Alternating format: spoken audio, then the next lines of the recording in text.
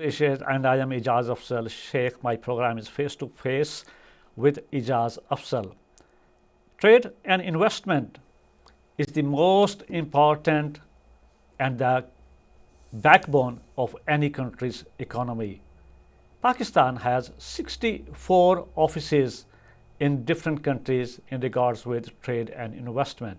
Today, my guest is Awais Hussain Farooqi, who is the Trade and Investment Attaché, Government of Pakistan in United Kingdom. Welcome to my show, sir. Thank you. Thanks for having me here. What the specific area is covered under your consulate office in Manchester, specifically your trade and investment? Well, in general, the Pakistan consulate has multiple different dimensions of services rendered for the diaspora of Pakistani people living in its area of jurisdiction in and around Greater Manchester. But as far as my section or my wing in the consulate is concerned, we promote bilateral trade and investment between Pakistan and the United Kingdom.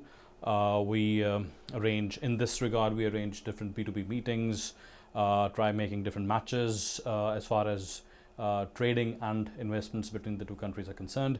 We also promote education, cultural exchange programs, and the list is pretty long, but mainly it's about trade and investment here. How would you describe the current state of Pakistan UK bilateral trade? The current state of Pakistan UK bilateral trade, the volumes are pretty much bespoke for themselves. We stand at less than $5 billion bilateral trade between UK and Pakistan per annum. And the trade is in favor, the trade balances are in favor of Pakistan, which basically means we end up exporting more to the UK economy in comparison to what we import from the United Kingdom in return. As of the last financial years, we have seen an increase of 7% in Pakistan's exports to the UK. While on the other hand, we have seen a decline of close to 5% in imports from UK towards Pakistan.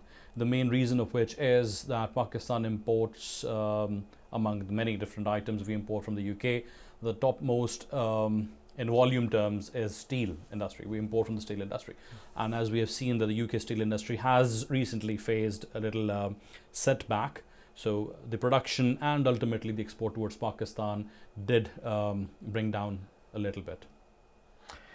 Great. So it just come up in my mind that which sectors are currently driving Pakistan's exports to the UK? Well, the current sectors which are dominant or stand at the top of exports from Pakistan to the UK are traditional items, in which we have textile, apparel, ready-made garments. We also have the chapter of cereals like rice being exported to the UK from Pakistan. But this is one area where Pakistan has been focusing because our export basket consists majorly of traditional items. And we would definitely like to venture into non-traditional items as well, where we have started focusing on different sectors like furniture and many other items of that sort. But currently it is being driven by, as I said in the beginning, textile, rice, surgical instruments also come up in the list. Sports goods, which Pakistan is a very popular manufacturer of. And with your channel, I'd definitely like to mention over here that Pakistan has been the supplier of official footballs for the Football World Cup for the last several World Cups of football on the trot. And similarly, we make other surgical items, light engineering items, electronic goods, which comprise the majority of our exports to the UK. So this your specific area is start from Stoke-on-Trent and towards Scotland? Yeah, my area of jurisdiction where I work starts from exactly the Midlands. We from Stoke-on-Trent up north, which includes definitely Manchester, where my office is also there, and other than that, cover Scotland, Northern Ireland, and also Republic of Ireland. Yeah. Okay, and what new or emerging sectors show strong potentials for future trade growth? Well, I'd like to bisect the answer to this question in two different sections. There are certain things which are I wouldn't use the word threatening, but yes, challenging for our exports in the traditional list of items. For example, we have our industries back in Pakistan. They are growing more and more, adapting towards environmental sensitivities, because the exports of Pakistan's commodities of ready-made garments, apparels and textiles, sports goods, surgical instruments, and raw materials like rice all need to be sensitive towards the cost that climate is bearing in the production or manufacturing of these commodities. So from that point of view, we are, as a market, as a supplier in the global value chain, becoming more and more aware of our global responsibilities, and Pakistan's supply chain is coming up very fast on its compliance of international trade and international the crossover of environmental and trade regulations. And I can go into the details of that if this program takes us there. And in the future, as you asked, the future items which are, in my mind, the most important ones are the information technology. And that is one sector where Pakistan sits, in comparison to many competitors all around the world, sits at a very prime location, because when I say that, and that I mean the cost of services in Pakistan compared to the quality of services coming from Pakistan are very ideal for business process outsourcing from not only United Kingdom but from all over the world. Other than that, we have a very fast, potent and rapidly growing sector serving the artificial intelligence, be it rule-based AI, be it generative, or be it so now we are AI in this position to work on AI and the latest technology side. Yeah, that's one sector that I'm naming because that's what I believe has the most potential for collaboration between the UK and Pakistan. Okay, and how has the UK's developing countries trading scheme, I'm sure it's called DCTS, like exported Pakistani's exporters? Well, when Brexit happened, the one of the major concerns Pakistan's industrialists and traders had was falling out of the privileges GSP Plus gave us and the consequent access of market Pakistanis had in the UK market. But the UK government has replaced that scheme with Developing Countries Trading Scheme, DCTS, of which Pakistan is also a beneficiary, along with many other countries as well. That scheme basically provides a very good market access to several commodities originating from Pakistan. It allows for an improved market access. It allows for Pakistani producers. And I'd like to mention it over here. The biggest benefit goes not only to the larger manufacturers, but to the MSMEs situated in Pakistan. So it is basically a hand-holding of those industries which are trying their best to produce quality commodities or services for the international market. And for a very good buying house like the UK, it is one very good policy or a scheme that is helping Pakistan become a part of this high-end market. If we look like several times we've seen like a protest through the like industrial areas, and they're always complaining about the electricity issues in Pakistan. How do you cover this issue? Well, from here, in my official capacity, what we do is we can send recommendations to the government of Pakistan, but let me, through your channel, add something over here which is very interesting. Pakistan over the last few years has surfaced as one of those countries where, despite the large number of people, and despite the fact that we are the world's 5th largest population, our burden on the national grid has been reducing regularly. And the problem of electricity, the problem of power, the power crisis that used to be very rampant 3 or 4 years down the line, is now pretty much under control. The reason is that not only individual household users but also commercial units have started moving on to renewable energy sources. Ultimately, as I said, the pressure on the national grid is reducing, and they have employed solar energy as the major contributor towards the now renewable energy sources Pakistan has. And second in line are other sources which the government has very efficiently through its policies been supporting at not only the household scale but also commercial and the industrial scale as well. How about the local trader, when I look and visit like a local grocery shops and like a small people, they want to trade in terms of mangoes and grocery shops. How does it Pakistani government giving them attraction to do like any cheaper rates or on the basis of taxes? Well, I'll take one of your examples that you mentioned, and I'll build my case on that. Export of mangoes. See, what we can do as from Pakistan's point of view, you are taking the example of the end of supply in this transaction, because supply has to meet demand, and that's where the transaction happens. So in international terms, that's import and export taking place. So the Pakistan government has enabled its mango growers to add more value to their production. The cost of production has been the cost of production for mangoes in Pakistan has been almost stagnant for the last many years. Right. And now for value addition, what Pakistan government has done, we have enabled dehydration plants so that those same mangoes can be value added and be converted into dehydrated or dried mango chips. They can be candified, and the export value for the same product becomes many times more. So that is what the government is doing in Pakistan. It's not only for mango production, for different fruits. Yes. We are enabling different improved finance schemes, other support mechanisms for financing, and as far as taxation is concerned, to build value addition chains, for example, plums into chutneys and different other things which are high in demand, not only in the United Kingdom, but in the Middle East, in the USA, and across the world as well. As I earlier said, that trade and especially the investment is the key of any country's economy. What reforms is Pakistan undertaking to boost exports and attract more foreign investments? All right. So now that's a very interesting question, and you've touched both trade and investment over there. I take one by one. As far as trade is concerned, in order to boost trade, specifically with reference to the United Kingdom, I'd love to mention one fact that in this July 25, Pakistan and the United Kingdom concluded what we know as the Trade and Investment Dialogue. Though the trading relations between these two countries date back to since independence of Pakistan, so we have a very rich trading history of 7+ decades. Still, there was an absence of formalization and institutionalization of this relationship.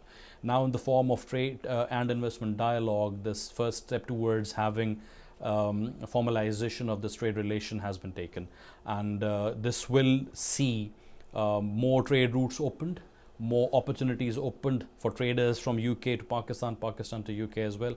And secondly, Pakistan has promoted its trade opportunities by establishing Pakistan Single Window, which is an organization that replaces different institutions, different organizations in Pakistan, which used to dish out licenses, certifications, and that ultimately increased red tapeism a lot and fended off many interested traders from the international market. Now, with the existence of PSW, what Pakistan is doing is we have a single window, one-stop shop for all those certifications and licenses. The time, the human hours invested into gaining all those certificates and licenses has been reduced to merely a few hours, and that is something which can be done online as well. Well, this is the question that always come up. You know, when you talk about the licenses and certificates, and foreign investors, they always think that the procedure is very lengthy and it's very hard to cover them when they visit to the Pakistan and they visit to the specific like a department. I mean, they're feeling difficulty to get those certificates. That's what I was exactly saying. That now. This system went on air in 21. It is very much functional now, and recently Pakistan's health certificate, say for example, if you are exporting fish from Pakistan to the UK, the health certification, all the other certifications that product requires in order to enter into the UK market are now given by PSW merely a few clicks away. So you don't have to visit different offices. And once PSW enters into MRAs with different agencies inside the UK, the acceptance of the same certificates would also be streamlined and be sped up in the UK market as well. So once the system keeps on expanding, I think you'll see a drastic change in Pakistan's export capacity and trade promotion in the area. I'd like to hold on to the last leg of your question, where you said what Pakistan is doing for investment promotion. Pakistan's Trade Promotion Act, that was first incorporated in 1976. We can easily imagine it was outdated and it needed some kind of updation, which took place in 2022 in the form of Investment Protection and Promotion Act 2022 of Pakistan. And the details, I guess we can do a separate program on that, because that act has not only protected and promoted the investments, foreign direct investments of different investors internationally. It has increased confidence in Pakistan. It has enabled different investor agencies or investors to get in direct touch with different organizations in Pakistan. And thirdly, and perhaps most importantly, Pakistan having established the SIFC, the Special Investment Facilitation Council, has, there are so many success stories of SIFC now that the process of investing into Pakistan, be it for indirect investment or be it for portfolio investment, has been sped up and made very easy now. And I think recent examples of Recodec and the investment USA has made with Pakistan in the mineral sector are living examples of that. Your department is specifically under the Ministry of Commerce. Yes. Am I right? Yeah. Right. So, what specific initiatives are being considered to deepen bilateral trade cooperation? I think this is what we just talked about, but just you can add. I'll just repeat what I said, stressing upon trade and investment dialogue, as there was a long effort behind concluding this document, and it's a very enabling document that brings together. It develops ministerial contacts, it formalizes, it brings on record the interaction that will now from this point onwards take place in our ministries, and so that every step is taking us in a particular direction. So nothing is lost in translation, nothing is lost in with the passage of time. So this trade and investment dialogue would definitely see Pakistan and UK converging onto something in the form of an agreement or a trade understanding in the coming few years. We'll see that. Yeah.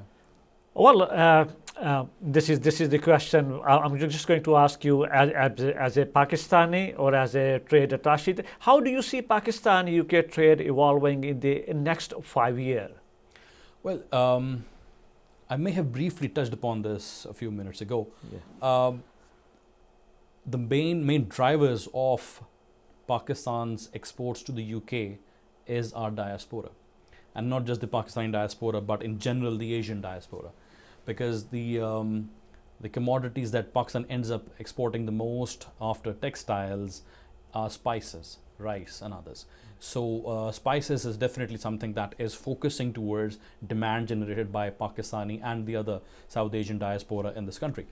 And in the next 5 years, how I see this is the traditional items, as I've been saying repeatedly, textile, rice, spices, would keep on expanding.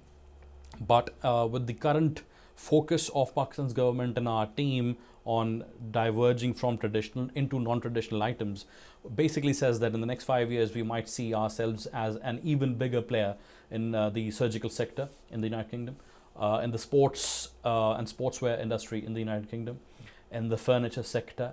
And what I want to say is Pakistan would now be seen as making better use of the DCTS as a scheme that encourages exports, and also be seen making the best use of the trade investment dialogue that I have been mentioning right now. Yeah. It's not very far from our office. As you know, the Manchester was calling like a parallel to the Faisalabad and Manchester in terms of textile. But when you look to those areas now, I can't see any more textile factories or manufacturing. And I spoke one of the trader, and he said we're still doing the business, but we're doing with the other countries like Bangladesh and some other countries. They are giving us a cheaper material. Why not Pakistan is on this stage to giving them a cheaper material and a good material in terms of visa trade? Well, Pakistan grows cotton. We are one of the largest producers of cotton. So, but we still are one of the largest importers of cotton as well, because we have such a well-established industry in textiles. What happens is, theoretically speaking, textile comes up as an industry which is most suited as the first industrial stage towards any country which is agrarian necessarily. So, because it is an industry that takes a major crop in as its raw material and doesn't disrupt existing economy. So back in the 70s or 80s or before that, even Pakistan's industrialization was really supportive of agrarian side, having taken up of cotton, and textile industry became as our largest industry. Now, the new generations coming up of industrialists, the SMEs coming up, they are diversifying from textile industry. Now you can see the same human capital is being invested into disciplines and industrial areas of IT, of different IT-enabled services, of food sector, of packaging, and different other areas. So textile basically does not have that kind of labor supply into its value chain as it used to have in the past. Yeah.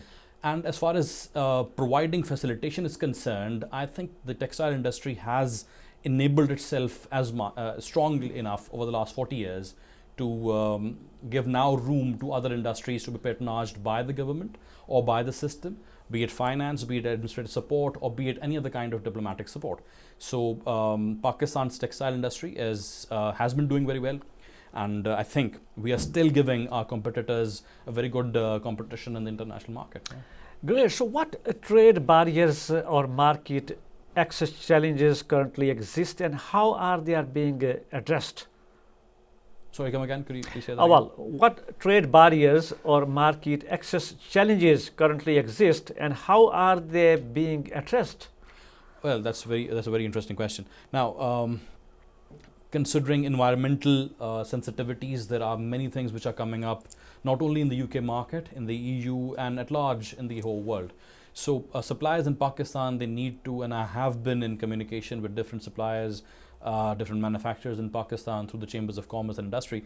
We need to adapt, and I must say we are adapting towards rules like the carbon border adjustment mechanisms, which would be which will come into effect in the UK on the 1st of January 27. That is one, I wouldn't really use the word challenge in its per se meaning, but yes, it is something that our industry needs to adapt to. And other than that, there are recognition issues for different qualifications that the Pakistani universities do offer, and their acceptance and their recognition in the UK market has to undergo a few stages, a few steps. So definitely we can always, and we are trying to ease out that, and there are certain efforts in the pipeline which might be premature to claim over here, but yes, these challenges need to be addressed, and we are working on them. How significant is the UK as a foreign investor in Pakistan? As a foreign investor, yes, UK is of ultimate importance to Pakistan. If I use the figures from 23-24 financial year, the investment UK has made in Pakistan is 2.5 billion pounds, not dollars, pounds, which is a huge number, and that is foreign direct investment. Other than that, the UK government has allowed official development assistance, the ODA, in multiple hundreds of millions, which again shows the interest of not only UK as an economy, but as a bureaucratic system, as a country that hosts a huge number of Pakistani diaspora into Pakistan. And when I'm speaking about investments, I'll also mention remittances. Remittances have recently touched $6 billion per annum, which has, in comparison to the last financial year, risen by 31%, which is a staggering number. So yes, Pakistan's view of UK as a financial or an investment partner is definitely prime. Yeah. Okay, that's absolutely fine then. So, which sectors in Pakistan offer the most attractive investment opportunities for UK businesses? Well, I think to name a few, IT is in my mind again on the top of the list. Pakistan has been and I did mention it a few minutes back, Yeah. that Pakistan has been a prime source for BPOs, business process outsourcing.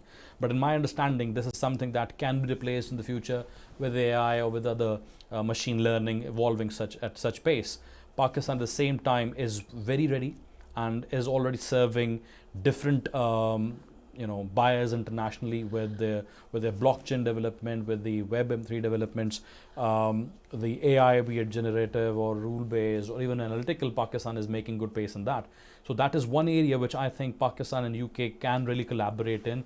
Our team in the consulate has been studying the UK AI action plan, which was introduced in the latest stages of last year and beginning of this year, and we have been connecting Pakistani companies with buyers here in the UK in the AI particular sector, which the response has been very encouraging. So IT is, yes, definitely one of those sectors. Secondly, I would say that in Pakistan, the mineral sector is one that has come up very fast in the recent years to encourage Pakistan's stature as an investment destination. I would definitely quote the very recent credit line that the Asian Development Bank has offered Pakistan. We have been given a direct loan of $300 million and simultaneously a credit line of $110 million. So somewhere around to $500 million is the credit that has been given to Record and the government of Balochistan working for the Pakistan government. So that is a huge expression of interest and faith in Pakistan's investment destination capability. And Pakistan currently sits on an estimated $6 trillion worth of minerals, which include cobalt, copper, manganese, antimony, and lithium as well. So the elements which are directly used in the development of semiconductors make Pakistan all the more important. So that is one area which I think is all the more important to UK as a leading economy of the world.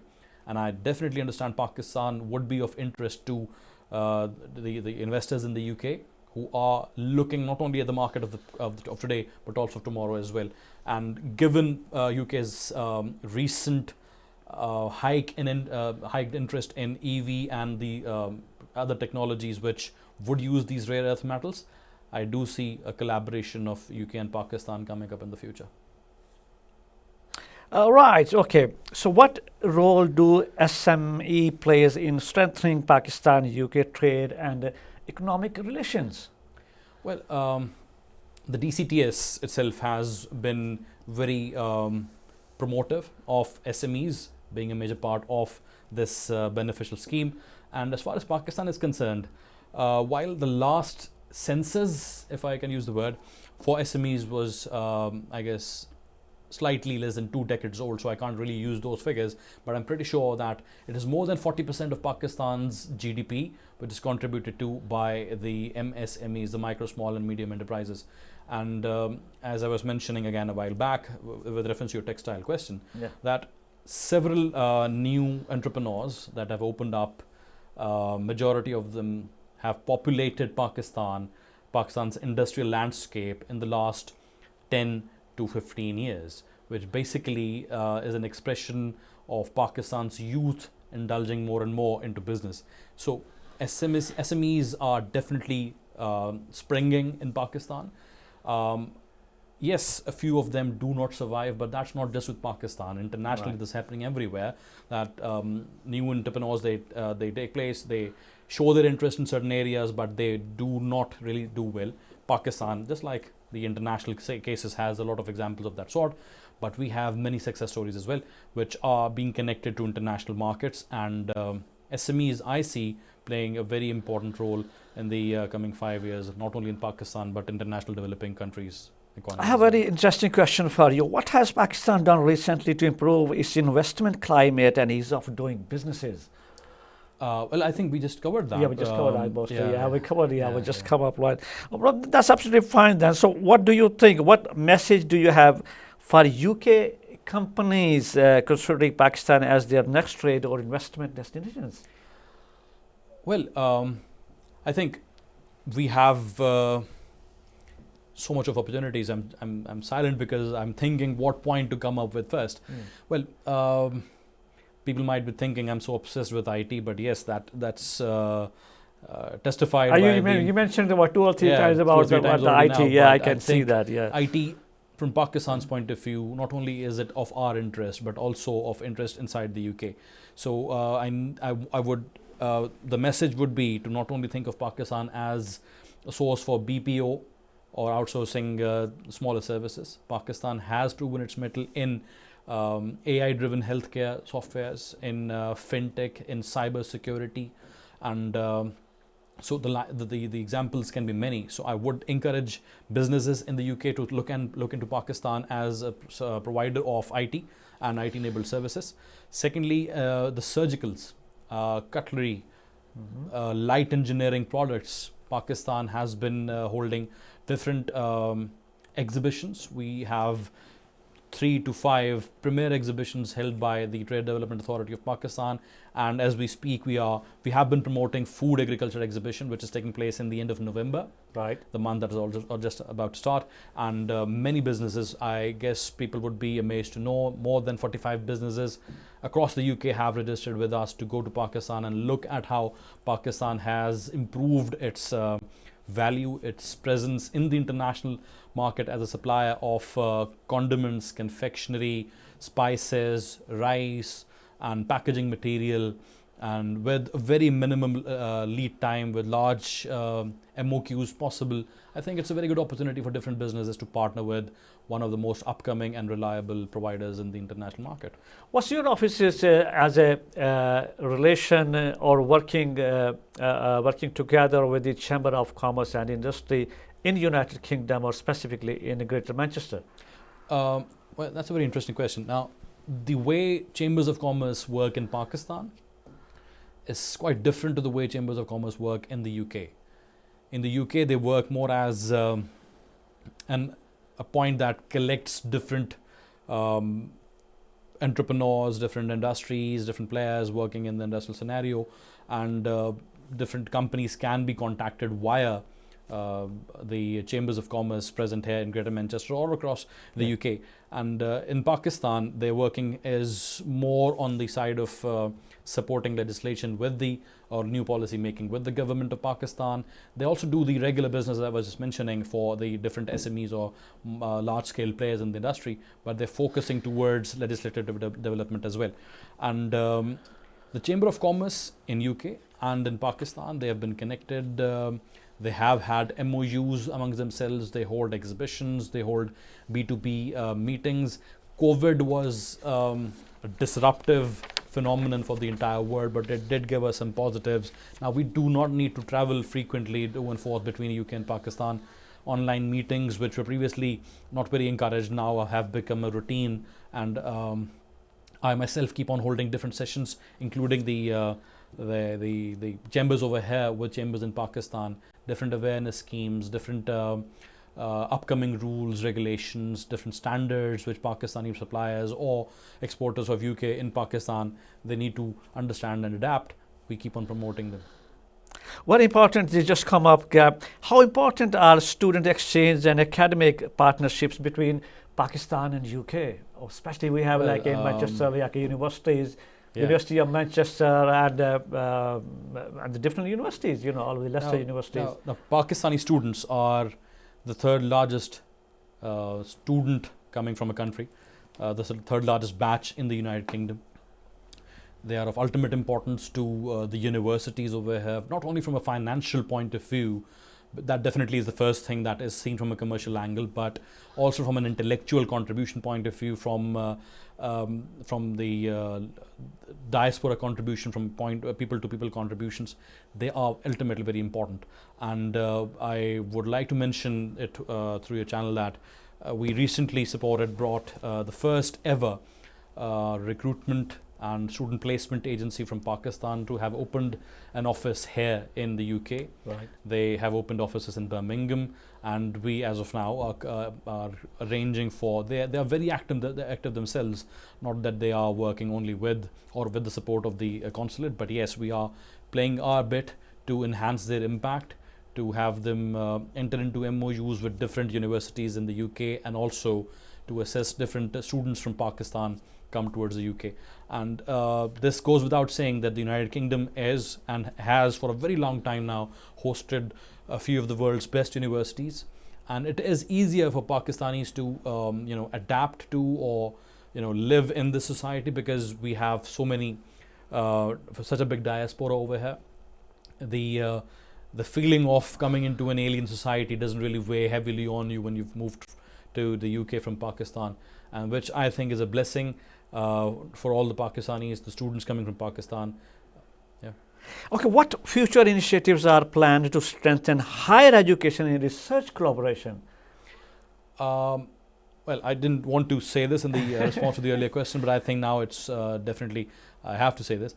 We have currently a very popular, one of the top ranking universities in Pakistan is coming to the United Kingdom. They would be landing tomorrow, and they have different meetings aligned with top universities in Manchester, in Birmingham, and over the past few months we have collaborated with several schools and universities in Pakistan, and we have seen different MOUs signed with, if I can take the name, Robert Gordon University. I was just hoping I shouldn't be taking names over here, but yes, definitely there are some universities from North which have entered into MOUs, especially in the area of science and health sciences, life sciences research, and they have collaborated in the area of training of medical professionals as well, Right. which is destined to not only fill the gap of supply and demand in the UK itself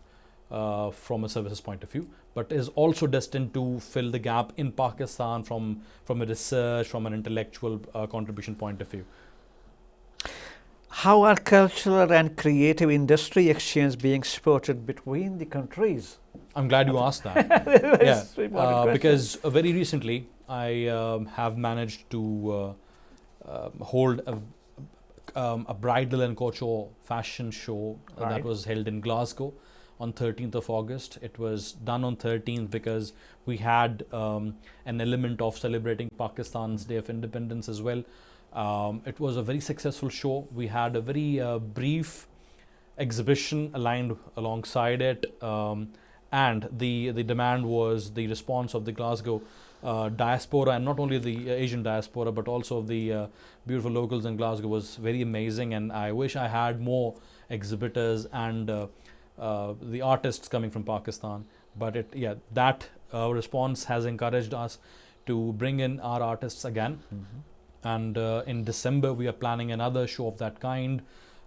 Then we have made certain collaborations with the art schools up north in UK, who have connected with the National College of Arts in Pakistan, and there is in the pipeline, I can't say it has already happened, but it is definitely going to happen shortly, that there would be collaboration of artists in which would lead to documentary making, different shoots of Pakistani brands of textile and other things taking place in picturesque locations in Glasgow and in other areas in Scotland. So yeah, there is a lot being done in that area, and that's why I said I'm glad you asked the question, because that's an area that's very close to my heart as well. Promoting tourism in Pakistan and from Pakistan to the UK, that's one area that I'm very interested in. I've been working on that. In last autumn, we sent a good batch of vloggers from the UK to Pakistan, who came back with amazing experiences. I wanted them to have good experience, and what their response was even better than what I expected. And similarly, there were people come from Pakistan who came for the purpose of tourism, and that was in August of this year. And they then decided to, preach northern part of UK for the shooting of different movies and different ad campaigns, and that will be happening in the first part of next year. So we are looking forward to that one, what you just mentioned. Yeah, definitely. What final message would you like to convey regarding the future of Pakistan and UK relations? Well, Pakistan-UK relations, I think we keep on hearing different news about these challenges coming up, and the socio-political arena would always have different challenges. You can find no two countries which have had smooth and very perfect, beautiful relations. Such relations only exist in textbooks or fairy tales, I guess. But as far as the trade relations are concerned, which I can, with authority speak on, I think they are bound to grow. And Pakistan, as I mentioned, has been exporting most of the commodities in only the traditional areas. I wouldn't say the demand of those commodities is inelastic. That definitely can experience changes, but it wouldn't really dwindle down a large bit. So that's pretty much safe. Now, Pakistan venturing into non-traditional items would definitely see the export capacities and opportunities growing. Similarly, new doors, as I have been mentioning, have opened up for the UK exporters in Pakistan, investors in Pakistan as well.